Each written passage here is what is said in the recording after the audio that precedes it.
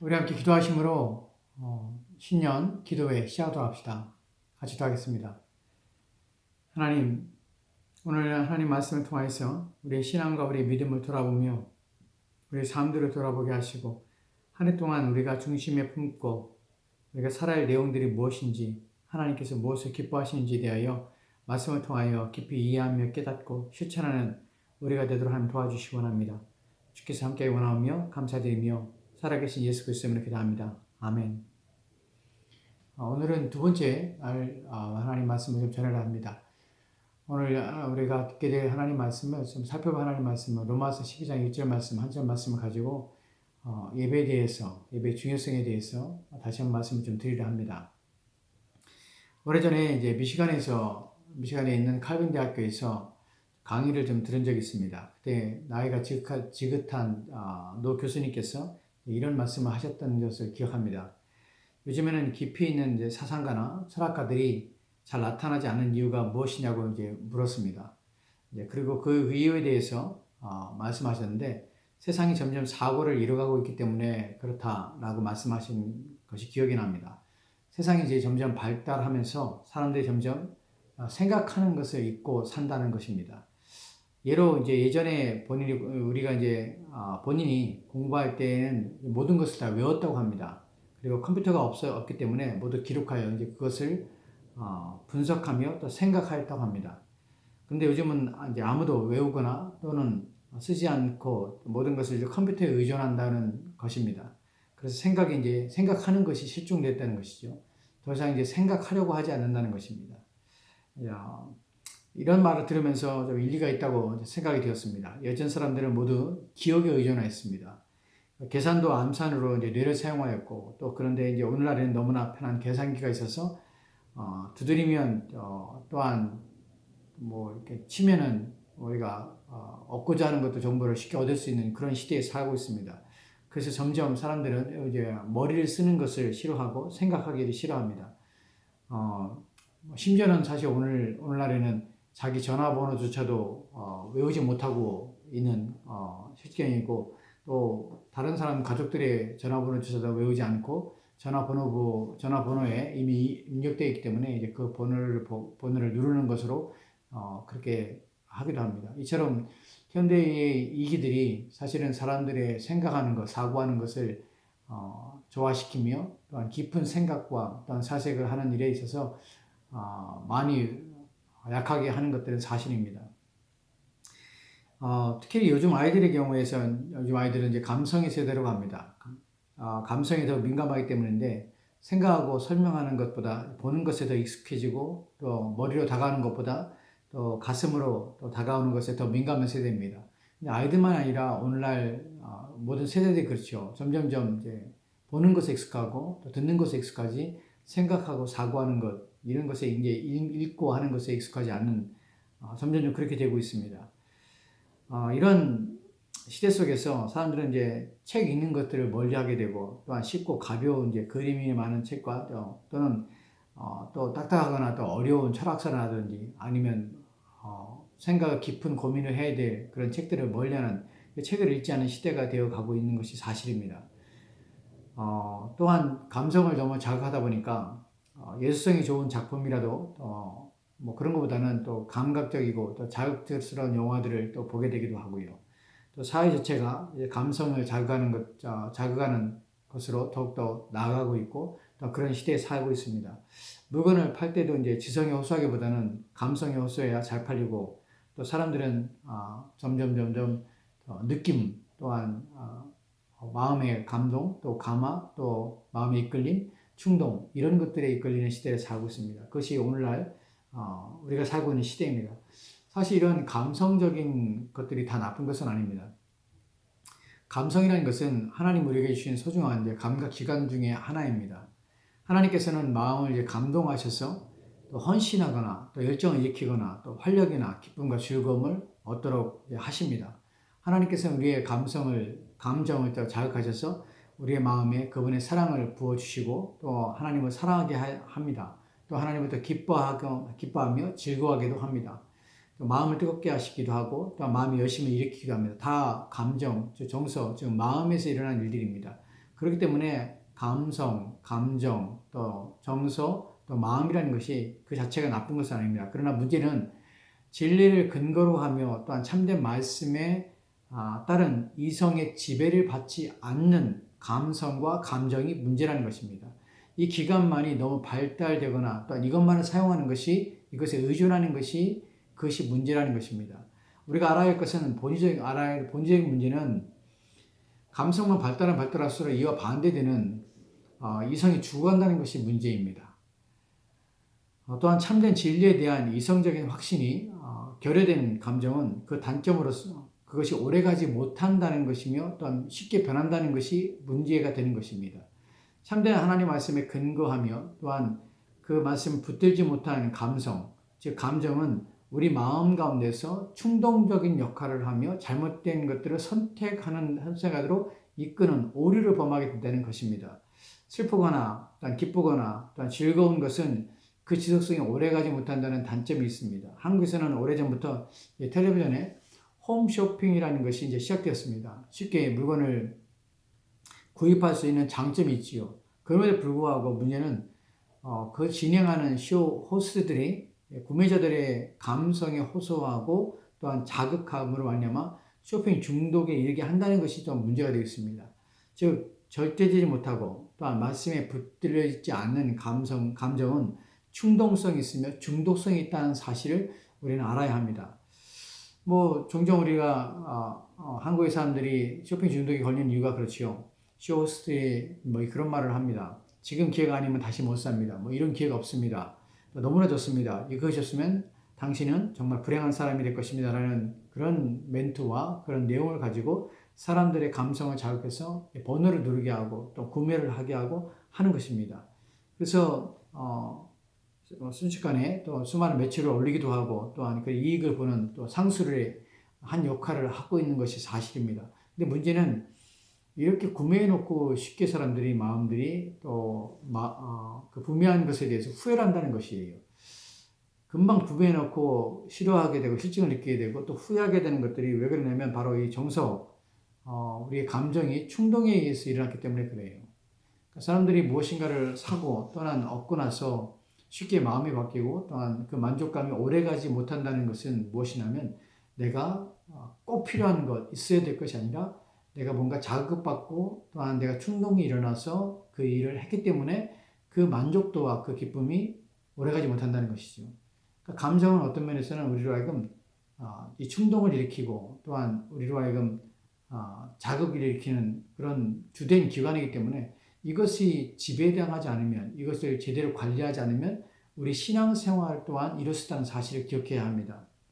그렇다면 이런 정서적인 부분들을 막고 또한 이 정서적인 부분들을 해결하기 위해서는 어떤 것들이 필요한가? 이 충동적인 것들을 막아설 수 있고 또한 예비할 수 있고 또한 그것들을 제어할 수 있는 방법이 무엇인가 하는 부분인데 그 방법에서 사실은 가장 중요한 것이 뭐냐면 이성적인 것이 필요하다는 것이에요.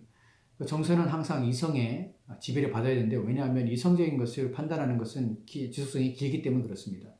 이성적이라 할 때 이성이 가지고 있는 그 기능들을 보면 사고하고 생각하고 또한 분석하고 판단하고 또한 의적인 부분까지도 이성적인 부분에서 담당하고 있기 때문에 가벼운 결정이나 또한 속단하지 않게 되는 것입니다. 그리고 철저하게 계획적이라서 또 후회하거나 또한 실수가 적게 할 수 있다는 것이죠. 감성은 사람의 마음을 흔들지만 이성은 마음을 고정시키는 능력이 있습니다. 많은 사람들의 경우에 신앙생활이라는 감정적인 것이라고 생각하는 경향들이 있습니다. 뜨겁고 열정적이고 또 헌신적인 것이 다 감정에서 나오기 때문에 그래요. 또한 우리가 사용하는 용어나 또 우리의 의식적인 행위들이 비이성적인 것들이 많기 때문에 또 그렇습니다. 왜냐하면 하나님을 섬기는 것도 눈에 보이지 않는 분을 섬기는 것이고 또한 천국도 그렇고 성령도 또한 기도하는 것들도 보이지 않는 분에게 드리는 것이고 또한 예배나 기타의 내용들이 이성을 초월한 영역이라는 것이기 때문에 우리는 이성이라는 것이 보다는 감정, 감성 이것들을 중요시하는 경향들을 가지고 있습니다. 신앙생활에 있어서 말입니다. 그러나 더 중요한 것은 무엇이냐면 이런 것들이 비록 신앙생활과 또한 우리의 믿음 생활에 필요하고 또한 그것이 중심으로 있지만 그렇지 않고 이성이 항상 이 정서와 감성을 지배하며 다스린다는 것이에요. 비록 우리가 찬양회 할 때에 우리의 감성을 자극하고 또 이런 정서를 또 우리의 정서를 움직이는 도구가 되기도 합니다. 하지만 이 찬양 또한 우리의 정서가 그냥 우리 감정만 감정이 대입돼서 드리는 것이 아니라 우리의 이성을 기반으로 해야 할 때 온전한 찬양이 될 수가 있는 것입니다. 왜냐하면 우리가 믿는 대상에 대한 확고한 이해와 깨달음, 사고와 판단 또한 그분에 대한 분명한 지식을 가지고 있지 않은 찬양은 찬양이 아니라 노래가 되기 때문이에요. 이 노래라는 것은 무엇이냐면 논다에서 나온 것이, 즉 내가 내 마음을 즐겁게 하기 위해서, 흥겹게 하기 위해서 부르는 것을 노래라고 합니다. 그것이 이성이 결합되어서 하나님에 대한 분명한, 또한 우리가 찬양하고자 하는 대상에 대한 이해를 가지고 찬양할 때에 우리의 지성과 우리의 정서가 함께 연합해서 바른 이해와 깨달음과 그 가운데 뜨거운 열정과 헌신이 결합될 때에 온전한 찬양이 되기 때문에 항상 이 정서라는 것은 지성의 지배를 받고 지성의 이끌림을 받는 것이, 온전한 지성의 이끌림을 받는 것이 중요하다는 사실입니다. 그래서 시장의 거의 대부분이 이성적이라고 우리는 단언할 수가 있는 것입니다. 왜냐하면 성경이 그리스도인들에게 지성인이 되라고 우리 가운데 말하고 있기 때문에 그래요. 성경을 기록한 사람들을 보면 대부분이 당대의 최고의 지성인이 됐다는 사실을 우리는 성경을 통해 보게 됩니다. 모세의 경우 그는 애굽의 궁궐 생활 속에서 당대 최고의 학문을 40년 동안 수학했던 사람이었습니다. 시내산에서 하나님께서 말씀하신 것을 다 기억하며 또 그것을 기록할 수 있는 정도예요. 우리가 성막을 지을 때 보면은 성막에 대해서 모세가 하나님께 올라가 40일 동안 하나님과 대면하면서 그때 성막에 대한 내용들을 하나님부터 받게 됩니다.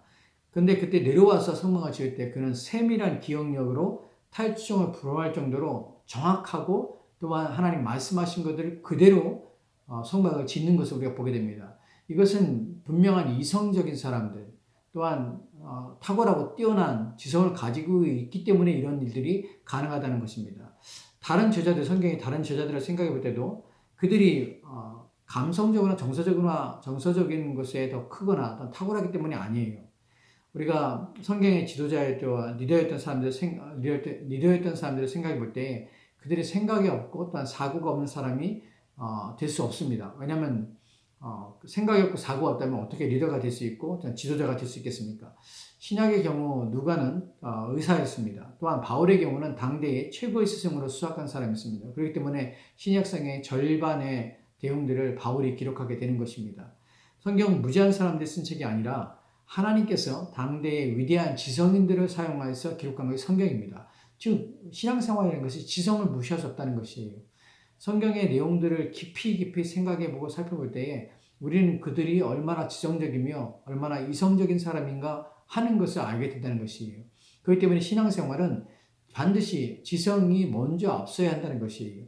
그리고 왜냐하면 하나님을 아는 지식의 근거에서 우리의 정서가 움직이는 그것이 방향성이고 순서이기 때문에 그렇습니다. 어떤 사람들은 지성적인 즉 사고, 생각, 분석, 판단 등을 제한 채 그냥 믿거나 또한 그냥 믿으면 된다는 생각으로 말하는 경우들도 우리가 종종 보게 됩니다. 우리가 아는 것이 중요한 것이 아니라 믿는 것이 중요하다. 그냥 믿기만 해라 라고 하는 것이 중요합니다. 성경에 대해서 근데 성경은 눈에 우리 가운데 이렇게 말하고 있습니다. 생각해보라는 것이 끊임없이 말하고 있는 것이에요. 우리 이성을 사용하라고 말하고 있다는 것이에요. 우리는 모르는 것을 믿는 것이 아니라 아는 것을 믿는 것입니다. 알아야 믿는 것입니다. 우리가 요한복음 10장에서도 주님께서는 영생은 하나님과 유일하신 하나님과 그 아들을 믿는 것이라고 말씀하는데 하나님을 알아야 되는 거예요. 알고 믿는 것이 거기서 말하는 것처럼 알아야 믿는 것입니다.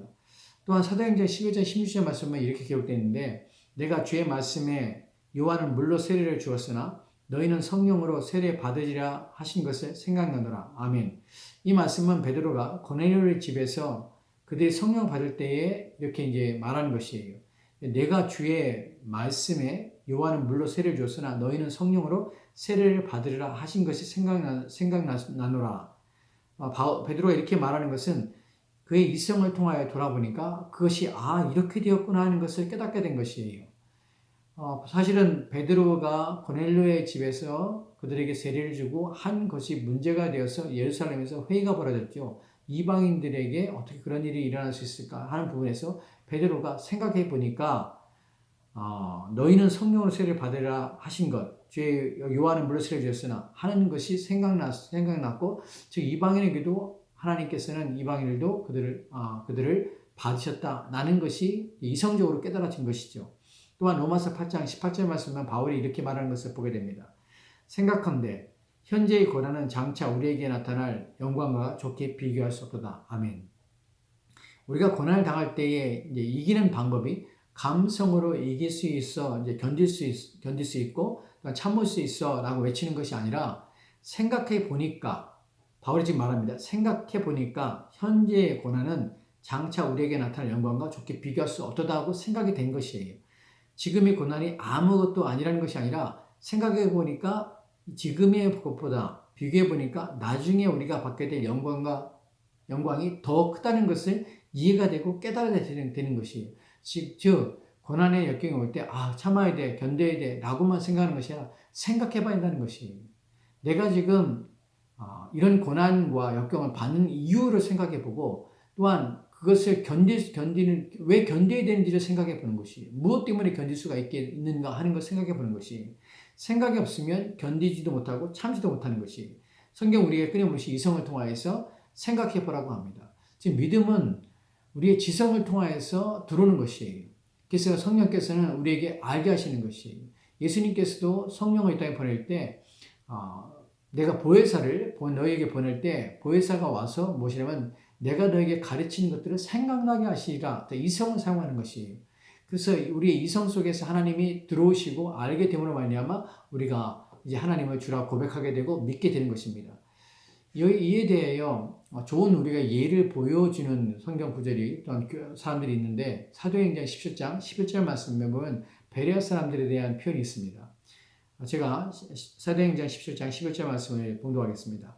베레아 사람은 데살로니가에 있는 사람보다 더 신사적이어서 간절한 마음으로 말씀을 받고 이것이 그러한가 하여 날마다 성경을 상고함으로. 아멘.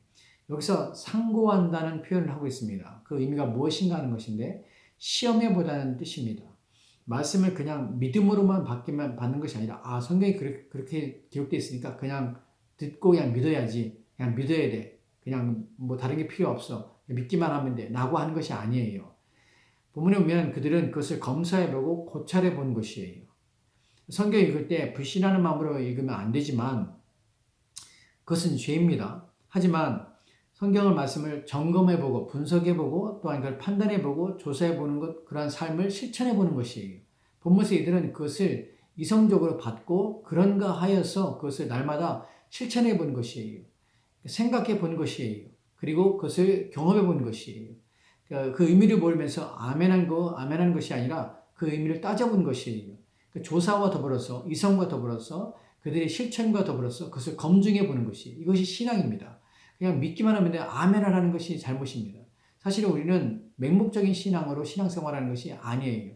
그렇기 때문에 우리가 중요한 것이 무엇이냐면, 맹목적인 신앙생활은 충분히 잘못될 수 있다는 사실을, 또한 그렇게 될 수밖에 없다는 것을 우리는 알아야 합니다. 그래서 우리는 감성을 따라서 신앙생활을 하기보다는 우리의 기분에 따라서 신앙생활하기보다는 신앙이 반드시 하나님의 말씀에 대한 진리의 근거에서 움직이고, 또한 하나님의 진리에 따라서 이성을 사용함으로 인하여서 우리의 믿음이 굳게 하도록 최선의 노력을 다 기울여야 한다는 것입니다. 그래서 우리의 지성과 이성과 사고의 영역이 활짝 열리는 상태에서 신앙생활하는 것이 바로 우리가 바르게 신앙생활하는 방식이고 성경이 우리 가운데 요구하는 것입니다. 이것이 바로 영적인 예배라는 것이 오늘 본문에서 우리가 알게 되는 중요한 내용입니다. 우리가 오늘 이야기하는 내용이 바로 이 내용 때문에 여기까지 왔습니다.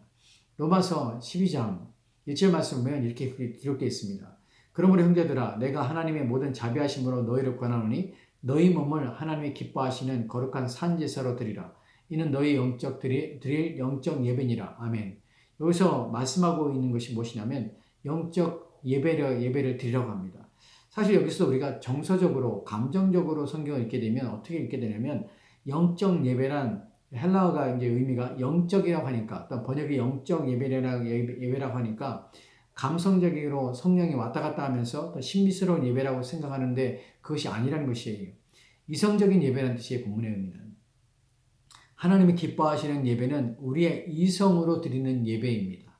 바울은 앞절에서 우리가 그가 어떤 사람이었고 또 우리가 어떻게 하나님의 은혜로 그리고 무엇과도 비교할 수 없는 그리스도의 죽으심으로 인하여서 구원받게 되었음을 11장까지 역설하고 있는 것이에요. 그래서 우리의 구원은 그리스도의 값진 피로 말미암아서 우리를 의롭게 하시는 그분의 행위, 또 하나님께서 이 일을 이루심 말미암아서 우리 가운데 구원을 이루게 되었다는 것을 앞절에서 말합니다. 그리고 하는 말이 이제 무엇이냐면 하나님이 기뻐하시는 우리 자신이 하나님이 기뻐하시는 거룩한 산 제사로 드리라. 이것이 너희가 드릴 마땅한 영적인 예배니라. 즉 이성적인 예배니라 라고 말하는 것이 우리 자신을 하나님께 드리는 일을 해야 된다는 것이에요. 어떻게 해요? 이성적인 예배로 우리의 마음과 생각을 다하여서 우리 정서만 아니라 우리의 생각으로 하나님 누구신지를 알므로 매일매일 하나님께 우리 자신을 내어드리는 것이에요. 그럼 믿음으로 되어지는데 이 믿음은 이성이 포함되는 것입니다. 이성의 지배를 받고 있는 것이에요. 그래서 우리 정서가 이끌림되어서 하나님을 예배하고자 하는 것이에요. 본문에서 지금 말하고자 하는 바울이 그런 것입니다. 형제들아 우리는 어떻게 사는 것이 마땅할까 하는 것을 지금 12장부터 말하는 것이에요. 그것을 묻는 것입니다. 그리고 그 물음에 답을 하는 것이 오늘 우리가 읽은 본문입니다. 우리의 몸을 하나님이 기뻐하시는 산제사로 드리라는 것이 첫 번째고 왜냐하면 이것이 바로 어떤 예배예요? 이성적인 예배이기 때문에 그래요. 생각해보고 사고해보고 11장까지 내용을 보니까 우리의 구원을 보니까 이렇게 하나님을 예배하는 것이 내 자신을 산 제사로 하나님께 드리는 것이 옳구나. 그렇게 해서 하나님 위해 살아야 되겠구나 하는 것이 예배고 그 삶을 사는 것이 이성이 우리를 지배하여서 하나님께 드리는 예배이기 때문에 이성적인 예배가 되는 것입니다.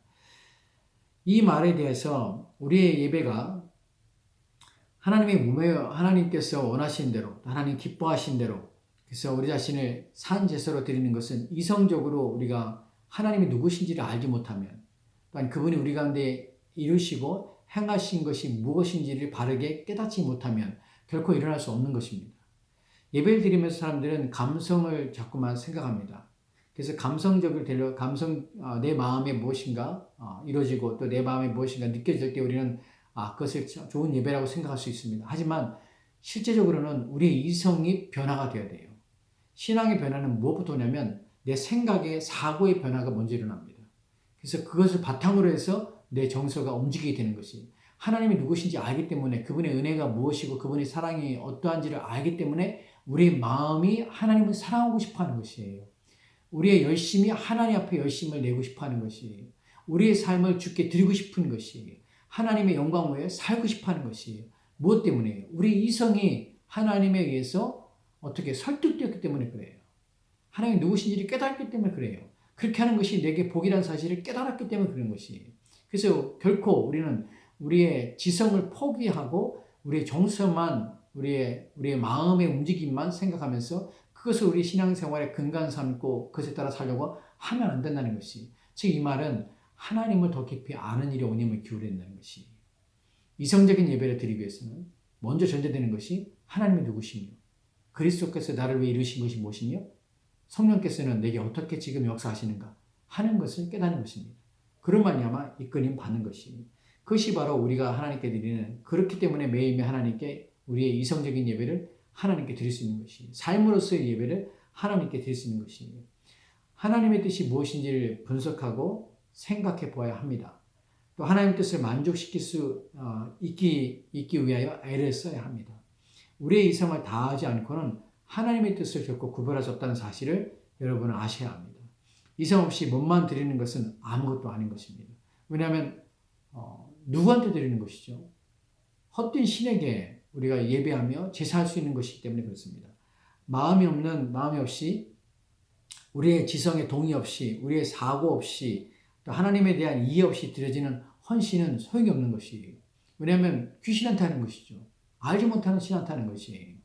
우리의 행하는 모든 일은 우리의 이성이 우리가 하는 일에 대한 우리가 또한 그 일을 하는 대상에 대한 충분한 이해와 또한 그것을 하겠다는 결심과 결단이 이성을 통해서 나와서 행할 때 의미가 있는 것입니다.